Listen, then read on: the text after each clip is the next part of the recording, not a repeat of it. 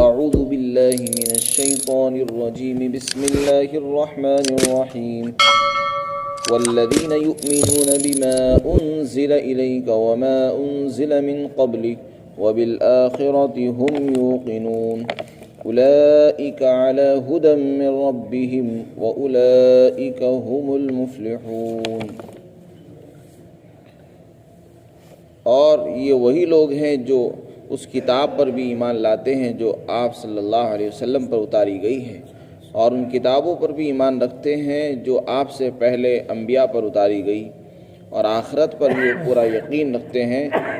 بس یہی لوگ اپنے پروردگار کی طرف سے سیدھے راستے پر ہیں، اور یہی لوگ کامیاب ہونے والے ہیں۔ سورہ بقرہ کا بیان اور سورہ بقرہ کی تفسیر اور ترجمہ شروع ہوا تھا۔ سورہ بقرہ کے متعلق کل بھی کچھ باتیں عرض کی گئی۔ حضرت عبداللہ بن مسعود رضی اللہ تعالی عنہ فرماتے ہیں کہ سورہ بقرہ کی 10 آیتیں ایسی ہیں کہ اگر کوئی شخص ان کو رات میں اپنے گھر میں پڑھ لے تو اس کے گھر میں جنات اور شیطان داخل نہیں ہوتے، اور اس کے گھر والوں کو کوئی چیز نقصان نہیں پہنچا سکتی، کوئی رنج نہیں ہوگا، کوئی تکلیف پیش نہیں آئے گی، کوئی مصیبت نہیں آ سکتی، الا یہ کہ اللہ کی طرف سے کوئی چیز مقدر ہو، اسے کوئی روک نہیں سکتا۔ لیکن ان آیتوں کی تاثیر یہ ہے کہ گھر میں پڑھنے سے جنات اور شیاطین کے اثر سے بھی محفوظ، اور رنج اور غم سے، پریشانیوں سے بھی گھر بھی اور گھر والے بھی محفوظ رہتے ہیں۔ وہ 10 آیتیں سورہ بقرہ کی ہیں، 4 شروع کی 4 آیتیں ہیں، جہاں تک ابھی پڑھا گیا اولئک هم المفلحون، یہ 4 آیتیں شروع کی ہیں، اور ایک آیت الکرسی ہے جو تیسرے پارے میں ہے، اور 2 آیتیں آیت الکرسی کے بعد والی ہیں، اور 3 آیتیں سورہ بقرہ کی بالکل اخیر کی ہیں، للہ ما فی السماوات وما فی الارض سے آخری سورت تک۔ تو اس طریقے سے یہ 10 آیتیں ہیں، ان کو اپنے گھروں میں پڑھنا چاہیے رات کو سوتے وقت۔ اور سورہ بقرہ کے متعلق تو کل بھی عرض کیا گیا، اللہ کے رسول نے فرمایا کہ اپنے گھروں کو قبرستان نہ بناؤ، جیسے قبرستان میں کوئی اللہ کا ذکر نہیں کرتا ہے، قرآن کی تلاوت نہیں ہوتی، اسی طرح اپنے گھروں کو قرات سے، قرآن سے خالی مت رکھو، سنسان اس میں پڑھا، گانے کی تو آوازیں آ رہی، قرآن کی آواز نہ آئے، ایسے نہ بناؤ۔ فرمایا جس گھر میں سورہ بقرہ پڑھی جاتی ہے وہاں سے شیطان بھاگ جاتا ہے، بعض روایت میں داخل ہی نہیں ہوتا۔ سورہ بقرہ کی اتنی بڑی فضیلت ہے۔ بعض روایت میں فرمایا کہ سورہ بقرہ پڑھا کرو، اس کو سیکھو، کیونکہ اس کا پڑھنا برکت ہے، اور اس کو چھوڑ دینا یہ حسرت اور افسوس کی چیز ہے۔ فرمایا یہ قیامت کے دن اپنے پڑھنے والے کے لیے سفارش کرے گی، اور یہ اور اگلی والی صورت، یہ دونوں پڑھنے والوں کی طرف سے جھگڑا کرے گی اور اس کے لیے سفارش کرائے گی۔ اس لیے ہم سب کو اس کا اہتمام کرنا چاہیے، یہ بڑی فضیلت والی ہے اور بڑی برکت والی ہے۔ ایک مرتبہ حضور صلی اللہ علیہ وسلم کو کسی امیر کا انتخاب کرنا تھا، امیر کو منتخب کرنا تھا۔ آپ نے لوگوں سے قرآن کریم سنا، ہر ایک نے قرآن سنا، تو ایک صاحب نے سورہ بقرہ سنائی، ان کو سورہ بقرہ یاد تھی، تو سورہ بقرہ یاد ہونے کی وجہ سے آپ نے ان کو امیر بنا دیا۔ اس کی فضیلت اتنی ہے کہ آپ نے ایک آدمی کو امیر اور ذمہ دار بنا دیا سورہ بقرہ یاد ہونے کی وجہ سے۔ اور اس کی فضیلت کے لیے اور یہ کیا کم ہے کہ حضرت عمر جیسا صحابی، انہوں نے اس سورت کو سیکھنے کے لیے 12 سال لگائے، اور حضرت عبداللہ ابن عمر جو ان کے بیٹے ہیں، ان کو اس سورت کو سیکھنے میں 8 سال لگے۔ آپ اندازہ لگائیے کہ قرآن کریم کو زبانی دیکھ کر پڑھنا وہ تو ان کے لیے بہت آسان ہے، اس کے لیے تو ان کو کسی کے پاس جانے کی بھی ضرورت نہیں تھی، وہ تو عربی زبان جانتے تھے، عربی داں تھے، عربی میں ماہر تھے، فصیح اور بلیغ لوگ تھے، عربی تو ان کی مادری زبان تھی۔ تو قرآن پڑھنے میں تو ظاہر ہے کہ 12 سال کی ضرورت نہیں ہے، پڑتی ہے۔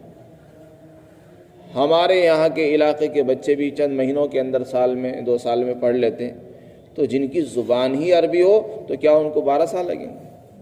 تو ظاہر ہے اس کا مطلب یہی ہے کہ ان کو قرآن کے معنی، مطلب اس کی تفسیر کو سمجھنے میں، سیکھنے میں 12 سال لگے۔ تو قرآن کریم کو سمجھنا آسان کام نہیں ہے۔ حضرات صحابہ کرام نے اس کے لیے زندگیاں لگائی ہیں، اور ہم اور آپ جو ہے سمجھ رہے ہیں کہ تھوڑی سی عربی زبان سیکھ کر، چند الفاظ، چند باتیں سیکھ کر ہم قرآن کا ترجمہ کرنا شروع کرتے ہیں، اس کی تفسیر ہی شروع کر دیتے ہیں۔ کتنے لوگ ایسے ہیں جو ترجمہ کر رہے ہیں قرآن کا، تفسیریں کر رہے ہیں، انہیں علم نہیں ہے، نہ زبان جانتے ہیں، جبکہ عبداللہ بن عمر رضی اللہ عنہ کو 8 سال لگے قرآن کو سیکھنے میں، صرف ایک سورت کو سیکھنے میں، اور پورا قرآن سیکھنے میں کتنا وقت لگا ہوگا آپ اندازہ لگا سکتے ہیں۔ تو جن کی زبان عربی ہے، جب وہ قرآن کو جلدی نہیں سیکھ سکتے تو ہم اور آپ کیسے سیکھ سکتے ہیں اس کی؟ تو یہاں پر اللہ تعالیٰ نے ہدایت کی تفسیر بیان فرمائی تھی۔ سورہ فاتحہ میں ہدایت کی دعا آئی ہے کہ اللہ ہمیں سیدھا راستہ دکھا دے۔ اس صورت میں اللہ نے ان لوگوں کا بیان فرمایا ہے جو ہدایت پر ہیں۔ وہ کون لوگ ہیں؟ فرمایا وہ متقی لوگ ہیں جو گناہوں سے بچتے ہیں۔ ان کی کچھ صفات آئی تھی۔ پہلی صفت یہ ہے کہ وہ متقی ہیں، یعنی ایمان لاتے ہیں بغیر دیکھے۔ دوسری صفت یہ ہے کہ وہ نمازوں کو قائم کرتے ہیں۔ تیسری صفت یہ ہے کہ وہ اللہ کے رزق میں سے خرچ کرتے ہیں۔ اب یہاں سے ان کی چوتھی صفت بیان کی جا رہی ہے کہ وہ اس کتاب پر بھی ایمان لاتے ہیں جو اللہ نے حضور پر اتاری ہے، یعنی قرآن، اور اس کتاب پر بھی ایمان لاتے ہیں جو اللہ نے حضور سے پہلے والے انبیاء اور رسولوں پر اتاری ہیں۔ سب پر ایمان لاتے ہیں، اور یہ ہمارے ایمان کا ایک حصہ ہے۔ ہمارا بھی ایمان اور کسی بھی مومن کا ایمان جب تک مکمل نہیں ہو سکتا جب تک کہ وہ تمام آسمانی کتابوں پر ایمان نہ رکھتا ہو۔ ہمیں بھی یقین کرنا پڑے گا کہ اللہ نے جتنی کتابیں اتاری وہ برحق ہیں، سچ ہیں، اس میں جو کچھ اتارا وہ اللہ کی طرف سے۔ لیکن ہمیں ایمان اس طرح لانا ہے کہ اللہ نے جو آسمانی کتابیں اتاری ہیں ہم ان کو مانتے ہیں دل سے، عمل اس پر اب نہیں کریں گے۔ وہ اسی وقت کے لیے واجب العمل تھی، لیکن جب قرآن اتر گیا، آخری کتاب، آخری شریعت آ گئی، اب پہلی کتابوں کو اللہ نے منسوخ فرما دیا ہے، لہذا اب ان پر ایمان تو لایا جائے گا، یہ عمل نہیں کیا جائے گا۔ عمل صرف قرآن پر ہوگا اور ایمان سب پر ہوگا۔ بس یہ تفصیلات ہیں۔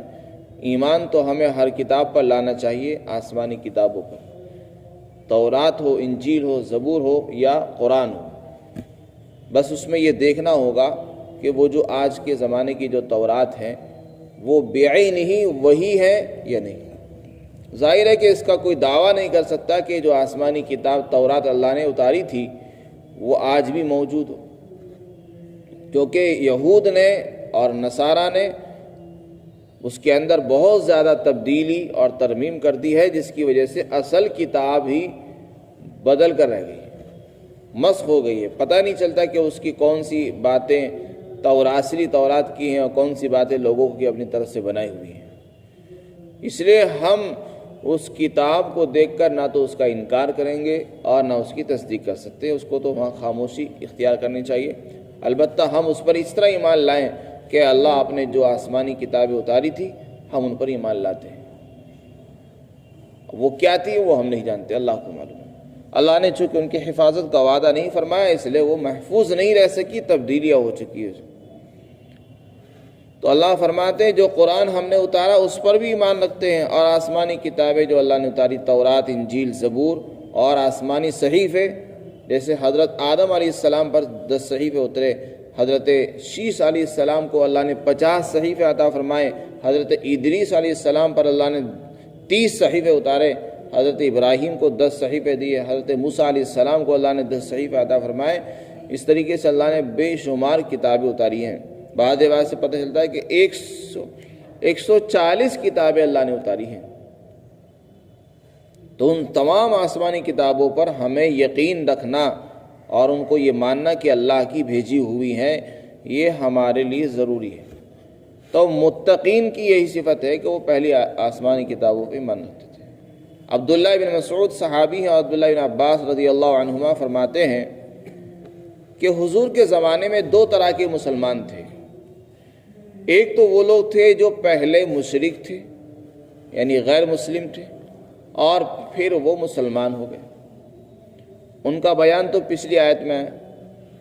اور دوسرا طبقہ وہ تھا جو پہلے مشرک تو نہیں تھے بلکہ پہلے یہودی یا عیسائی تھے. جب قرآن اترا تو پھر وہ ایمان لے آئے. تو چونکہ وہ ایک بڑی کتاب کو چھوڑ کر آئے ہیں اس لیے ان سے کہا گیا کہ تمہیں اس کتاب پر بھی ایمان رکھنا ہے اور اس پر بھی ایمان رکھنا ہے. جب جا کے تمہارا ایمان مکمل ہوگا عمل صرف اس پر ہوگا. فرمایا اور وہ اس کتاب پر بھی ایمان رکھتے ہیں جو اللہ کے رسول پر اتاری گئی ہے اور ان کتابوں پر ایمان رکھتے ہیں جو آپ سے پہلے اتاری گئی ہے. اور احادیث سے پتہ چلتا ہے کہ جو لوگ پہلے تورات پر ایمان رکھتے تھے تورات پر عمل کرتے تھے پھر بعد میں قرآن پر ایمان لے آئے اور اس پر عمل کرنے لگے یا انجیل پر عمل کرتے تھے بعد میں قرآن پر عمل کرنے لگے چونکہ ان کی قربانی اور ان کی محنت ڈبل ہے. پہلے انہوں نے ایک کتاب کو اختیار کیا اس پر عمل کیا اور پھر انہوں نے اس کو چھوڑ دیا. حالانکہ چھوڑنا کوئی آسان کام نہیں ہوتا وہ بڑا بھاری ہوتا ہے کسی چیز کو چھوڑ دینا. اور دوبارہ انہوں نے قرآن پر عمل اختیار کیا تو اللہ فرماتے ہیں ان کی قربانی چونکہ زیادہ ہے اس لیے احادیث کی صراحت کے مطابق ان کو دوہرا اجر ملے گا. ان کے لیے دوہرا اجر ہے. یہ اللہ کے رسول کی حدیث ہے. وَمَا أُنزِلَ مِن قَبْلِكَ. اس آیت کریمہ کے ذیل میں حضرات مفسرین نے ایک نقطہ بیان کیا کہ اللہ نے یہاں اور قرآن میں جہاں بھی رسولوں کا بیان کتابوں کا بیان کتابوں پر ایمان لانے کا بیان آیا ہر جگہ اللہ نے من قبلی کا ذکر کیا ہے کہیں من بعد کا نہیں کیا. یعنی پہلی کتاب ہے پہلی کتابوں کا بیان ہے. قرآن سے پہلی جو کتابیں آئی ہیں ان پر ایمان لانے کا تو ذکر آیا. کہیں یہ نہیں آیا کہ قرآن کے بعد بھی کوئی کتاب آئے گی اور اس پر بھی ایمان لانا ہوگا آپ کو.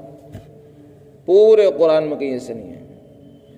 اس سے پتہ چلا کہ قرآن پر ایمان لانا کافی ہے. قرآن کے بعد کوئی کتاب نہیں آئے گی.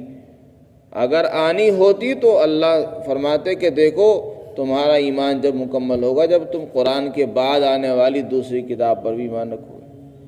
لیکن جب قرآن خود ہی بیان نہیں کر رہا تو یہ خود دلیل ہے اس بات کی کہ یہ قرآن ہی آخری کتاب ہے اور جس ذات پر یہ اتری ہے وہ آخری نبی ہیں. آپ کے بعد نہ تو کوئی نبی ہوگا نہ کوئی کتاب آئے گی. اور جو یہ جھوٹا دعویٰ کرے کہ میں نبی ہوں یا میں رسول ہوں یا میرے اوپر آسمانی کتاب آ رہی ہے اس سے بڑا دنیا میں جھوٹا کوئی نہیں ہے.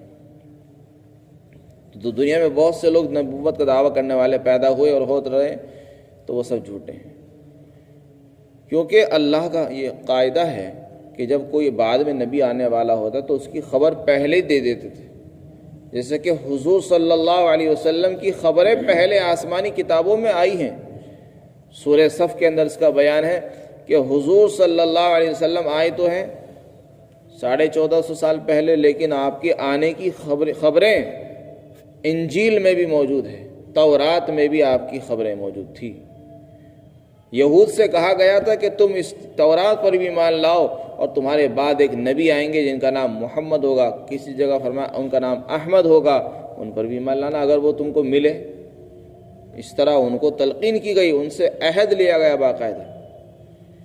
تو چونکہ ان کے آنے کی تیاریاں تھی بتا دیا گیا. اب چونکہ کسی کے بھیجنے کی تیاری ہے نہیں اللہ نے اس لیے اس کو ذکر نہیں کیا بیان نہیں کیا. تو بس یہی ختم نبوت پر بہت بڑی دلیل ہے کہ اس کے بعد کوئی کتاب نہیں آخری کتاب ہے آخری نبی ہے. اس کے بعد اللہ تعالیٰ نے ایک اور صفت ان کی بیان فرمائی ہے وہ ہے آخرت پر ایمان. جبکہ یہ چیز تو پہلے بھی آ چکی ہے. آخرت پر ایمان بالغیب کا حصہ ہی ہے لیکن آخرت پر ایمان جو ہے وہ اپنے اندر ایک امتیاز رکھتا ہے ایک انقلابی شان رکھتا ہے. اس لیے اس کو الگ سے ذکر کیا اللہ نے. آخرت سے مراد وہ زندگی ہے جو مرنے کے بعد شروع ہوتی ہے. مرنے کے بعد قبر میں جائے گا انسان وہ برزخ کی زندگی ہے. پھر قیامت آئے گی. قیامت کے بعد جو زندگی شروع ہوتی ہے وہ آخرت کی زندگی کہلاتی ہے. اس میں سب انسان اور سارے جنات میدان حشر میں جمع ہوں گے، ان کا حساب کتاب ہوگا، پھر ہر ایک کے لیے جزا اور سزا کے فیصلے ہوں گے، جنت و جہنم کے فیصلے ہوں گے، اللہ کے سامنے پیشی ہونی ہے۔ اس کا نام آخرت ہے۔ تو اللہ تعالیٰ فرماتے آخرت پر بھی وہ ایمان رکھتے ہیں، یہ ان کی صفت ہے جو لوگ سیدھے راستے پر ہیں۔ یعنی اگر تم ہدایت پر آنا چاہتے تو ان کے راستے کو اختیار کرو۔ آخرت پر ایمان لانے کا جو بیان ہے اس کے متعلق لکھا ہے کہ ایک انقلابی عقیدہ ہے اسلام کے اندر۔ ویسے تو دنیا میں بہت سے لوگ ہیں جو اللہ کو بھی مانتے ہیں اور نبیوں کو بھی مانتے ہیں، لیکن آخرت کو ماننے والے بہت کم لوگ ہیں، اور جنہوں نے آخرت کا عقیدہ اپنایا ان کو اللہ نے ایک الگ ہی امتیاز اور لوگوں پر فضیلت اور فوقیت عطا فرمائی ہے۔ وہ اس طریقے سے کہ دنیا کا جو قانون ہوتا ہے، دنیا کا قانون، اس کی رسائی اور اس کی پہنچ بس وہیں تک ہوتی ہے جہاں تک حکومت کے لوگ کسی کو دیکھ سکتے ہیں۔ مثلا حکومت نے کوئی قانون بنایا، اب اس کا کام یہ ہے کہ اس پر عمل کرایا جائے، تو اس کے لیے پولیس یا فورس یا دوسری آدمیوں کو، دوسرے کارکنان کو لگایا جاتا ہے کہ وہ لوگوں سے عمل کراتے ہیں اس قانون پر کہ آپ اس پر عمل کرنا ہے، اگر عمل نہیں کریں گے تو آپ کا جرمانہ ہوگا، چالان ہو جائے گا، یہ ہوگا وہ ہوگا۔ تو جہاں تک پولیس کی پہنچ ہوتی ہے اس پر قانون پر عمل کیا جاتا ہے، اور جہاں پولیس کی پہنچ ہی نہیں ہوتی وہاں لوگ اس قانون پر عمل کرنا ضروری بھی نہیں سمجھتے ہیں۔ جیسے کہ شہروں میں عموماً پہنچ ہوتی ہے تو وہاں عمل کرتے ہیں، ایسے علاقے ہیں جہاں پولیس نہیں پہنچتی تو وہاں لوگ عمل نہیں کرتے۔ بند دروازوں کے اندر پولیس کی پہنچ نہیں ہوتی تو وہاں قانون پر عمل نہیں ہوتا۔ رات کے اندھیرے میں لوگ سمجھتے ہیں کہ یہاں اب حکومت سو رہی ہے لہذا اس کی پہنچ نہیں، ہم عمل نہیں کریں گے۔ تو دنیاوی قانون کا حال تو یہ ہے، اس کی ہر جگہ پہنچ نہیں ہوتی، ان کی فوج والوں کی، پولیس کی ہر جگہ پہنچ نہیں ہوتی، اس لیے لوگ عمل نہیں کرتے۔ تو وہاں جو لوگ عمل کرتے ہیں وہ پولیس کے ڈر کی وجہ سے عمل کرتے ہیں دنیاوی قانون پر۔ پولیس کا جب ڈر ختم ہوا تو قانون بھی ختم ہو جاتا ہے اسی کو۔ جب تک پولیس کا ڈر رہتا ہے لوگ عمل کرتے ہیں، نہیں چھوڑتے۔ آخرت کا جو عقیدہ ہے یہ ایک ایسا عقیدہ ہے کہ جس کے دل میں یہ پیدا ہو گیا کہ تجھے اللہ کے سامنے جانا ہے، اللہ کے سامنے کھڑا ہونا ہے، 5 سوالوں کا جواب جب تک نہیں دے گا اس وقت تک قدم پیچھے نہیں ہٹیں گے، اور ایک ایک چیز کا حساب ہوگا۔ جس کے دل میں یہ ڈر بٹھا دیا گیا تو وہ کبھی اللہ کی نافرمانی نہیں کر سکتا۔ تو یہ ڈر بٹھانے والا عقیدہ یہی ہے آخرت والا۔ آخرت کے اندر اسی بات کو بتایا جاتا ہے کہ جنت ہے، جہنم ہے، عذاب ہے، نعمتیں ہیں، سزائیں ہیں، حساب کتاب بھی ہے، اللہ کی پیشی ہوگی، یہ ہوگا وہ ہوگا۔ یہ آخرت کے عقیدے میں بیان کیا جاتا ہے۔ اور جس کے دل میں آخرت کا عقیدہ آ گیا، اب اگر وہ کوئی گناہ بھی کرنا چاہتا ہے تو فوراً اس کے ذہن میں یہ عقیدہ لوٹ کر آتا ہے اور وہ اس کو یاد دلاتا ہے کہ دیکھ اگر اس گناہ کو تو نے کیا تو اللہ کو کیا جواب دے گا، اگر تو نے اس گناہ کو کر لیا تو تیرے اعمال نامے میں یہ لکھا جائے گا، فرشتے لکھ رہے ہیں اس کو، فرشتے بھی دیکھ رہے ہیں، اللہ بھی دیکھ رہا ہے، اور اللہ کو تو کیا منہ دکھائے گا۔ اس طریقے سے یہ عقیدہ انسان کو غلط کاموں سے روکتا ہے، اس کو برائیوں سے روکنے والا یہی عقیدہ ہے۔ یہاں کسی پولیس کی ضرورت نہیں ہے، یہ قانون اللہ نے ایک ایسا قانون بنایا ہے، عقیدہ ایک ایسا اللہ نے عقیدہ عطا فرمایا کہ اسلام کے جتنے بھی اعمال ہیں سب پر انسان کو کھڑا کرنے والا بس یہی عقیدہ ہے۔ اب مثلا فجر کی نماز ہے، ایک مسلمان ہے سو رہا ہے، رات کو سوتا ہے، اس کو یہ ڈر ہے کہ مجھے فجر کی نماز پڑھنی ہے، اگر نہیں پڑھوں گا میرا اللہ مجھ سے ناراض ہو جائے گا۔